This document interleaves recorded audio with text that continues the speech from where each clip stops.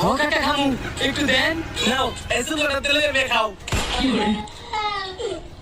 না কাকা ডাক, আপনি ড্রাগন ফল আপনি খান।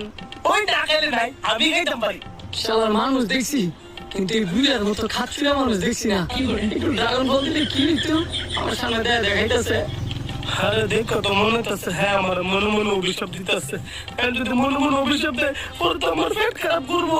হেতে বলা হ্যাঁ একটা দিয়ে দিই। ভাতিজা তুমি কি ড্রাগন খাইবা? কাকা না না না, আপনি ড্রাগন ফল আপনি খান। আরে এবার কেন চুলকা দিতাম না, এই নাও খাও। সত্যি সত্যি দিতেছে।